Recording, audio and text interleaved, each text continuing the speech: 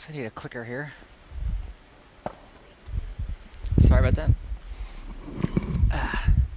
I didn't get a clicker.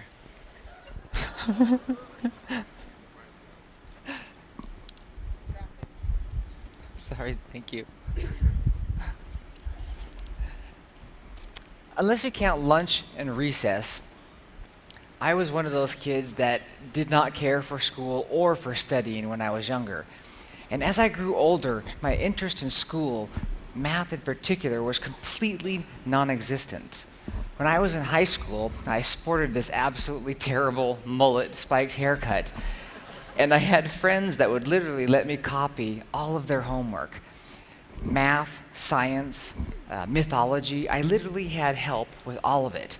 And I remember it was my second senior year, my second because I skipped so much school the first year I couldn't pass.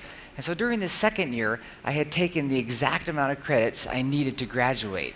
So long as I actually passed the classes, I would graduate. Well, in this mythology class, we had a collage that we all had to turn in, and you could not pass this class unless you did the collage. Well, the whole semester goes by, and I, of course, hadn't even started my collage. And the last day comes, and the teacher says, "Everybody turn in your collage," and I panicked, realizing I'm going to have a third senior year because I haven't even started this. And then my best friend Larry Imhoff walked up and he said, "Jason, do I know you better than anybody?" And I said, "Yes, why?" And he goes, "'Cause I knew you wouldn't do your homework and you wouldn't graduate, so I did 2 collages so that you could." And he gives me a second collage, and to this day, that's the reason I graduated. And the kicker is that the collage that he did for me, I got an A- on, and the collage he did for himself, he got a B+. And we still laugh about it to this day. Well, after graduation, life continued on like one big spring break. I mean, we would go out to bars and party nightly, and having bad hair and working out was literally a priority for me at the time. As long as we could party, chase girls, and goof off, which we definitely did a lot of, things seemed good. Life seemed good, relative to what I knew then, of course. But it still seemed good. My life was maybe a mile wide, but it was only an inch deep. And before I knew it, over 10 years had gone by, and I was still living the exact same way. Well, then in 2002, life took a dramatically different turn, but it started off like many other nights with me going to a karaoke bar with some friends. My friend Angela was on a first date, and they had too much to drink and they needed a ride home. So I went to pick them up. I wound up singing a song, and I had a Coke, paid the bill, and left. Well, unbeknownst to us, there was 2 thugs there that would get tipped off by a server as to who had cash, and they would attack and rob you when you left. So as we leave this bar, I was attacked from behind. From my perspective, I didn't see anything at all. I just heard and felt this deep thud in the back as something smashed into the back of my head. And I saw this flash of light, similar to what you hear boxers describe when they get knocked out. And the next thing I knew, I was on my knees just getting pummeled, from all different directions. Well, I remember having this feeling that I was going to die right then and right there. And I then had the next feeling I had was this strange acceptance that life was about to end. And then this fight or flight instinct came on, and I had no chance to flee, so I fought. And I pulled out my absolute best jiu-jitsu move that I learned when I was younger. It's called biting somebody on the leg. And that's what I did. I grabbed this guy's leg and I bit him on the inside of the thigh just as hard as I could, but he was wearing these big baggy pants, and all I got was fabric, and I cracked my front teeth. And as I was trying to bite him, his friend just kept kicking me in the head and the back repeatedly until finally he said, "Give me your goddamn jacket."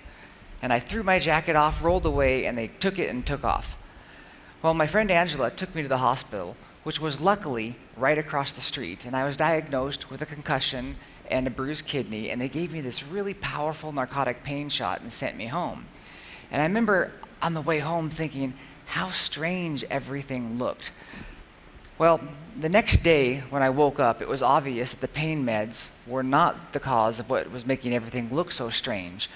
When things moved, they moved in these bizarre stop-action frames, like individual discrete picture frames with a line connecting them. And bright light seemed somehow amplified, and the jagged edges of these picture frames made these beautiful and elegant patterns as things moved. And I was absolutely entranced and mesmerized by the fact that this must be how our brain constructs a moving image, just like a video camera with individual discrete pictures. You'll have to excuse me, having a brain injury sometimes causes memory issues here. There we go. Well, anyway, our brains normally smooth out these frames. And I remember looking at my hand and trying to draw what I saw, and I literally drew hundreds of pictures. And I just have a few of them here for you today. And I remember looking at my hand, and it was literally like looking at it for the first time. If you look at it here, it may look smooth from a distance, but when you zoom in closer, you see that it's really not smooth. It's made from all of these tiny, straight lines. And as it turns out, there is mathematics to describe this. It's called a polar integral, but at the time, all I knew was that the smoothness or the fluidity of motion was gone.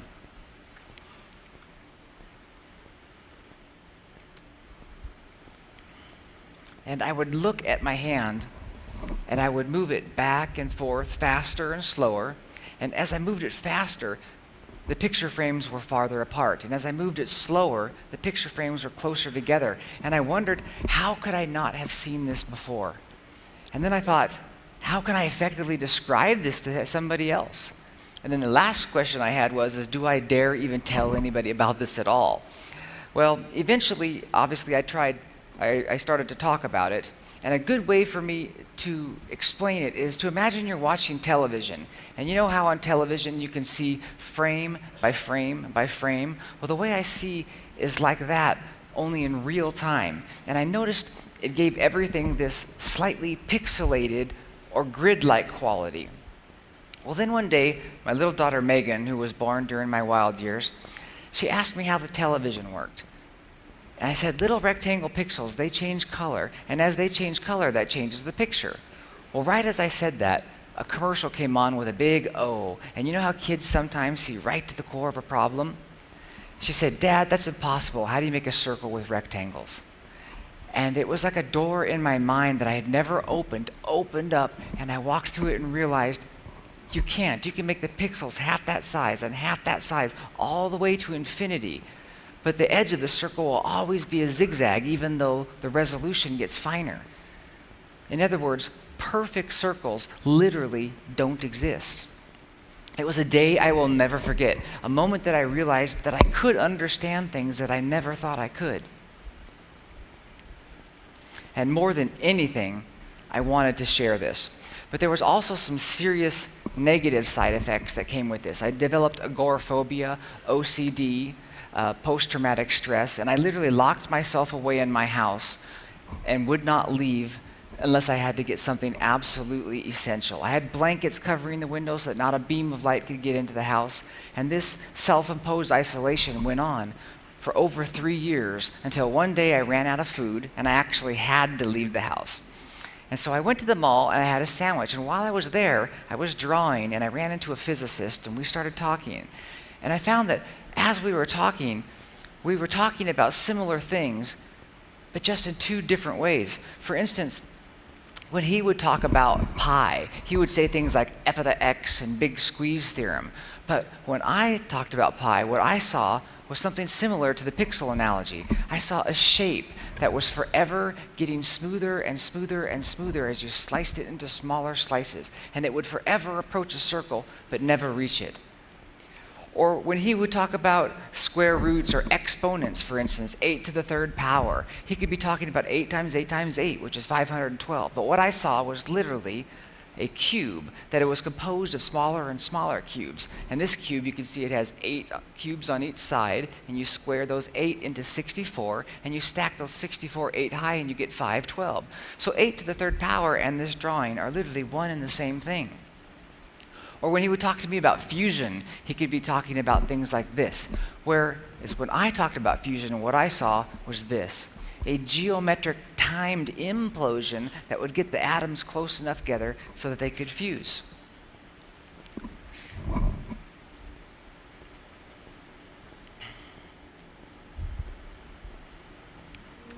Well, he gave me the best advice of my life that day when he said, maybe you should go back to school and try to learn traditional mathematics so you can say this in a language that we all understand. And that's what I did. I went and I enrolled in Math 99, Algebra 1 at Tacoma Community College, and I was blown away the first day when my teacher, Tracy Haney, graphed an equation.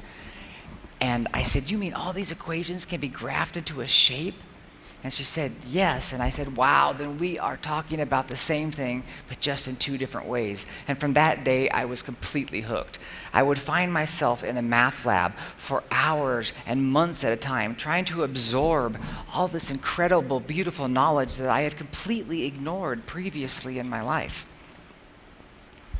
Well, then one day, I was in the math lab, and a friend that I had talked to came in all excited, and he said they were studying interference patterns. And when he showed me these, a feather could have knocked me over, because the interference patterns were identical to many of my drawings.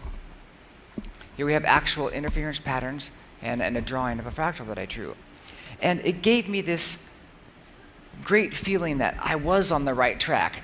I didn't want to be that crazy guy who thought he saw math everywhere but really didn't. And so it gave me this feeling that, yes, I was on the right track and learning the right way. Well, then, shortly after that, I was in the cafeteria at school, sitting at a table, drawing, and I ran into this beautiful woman.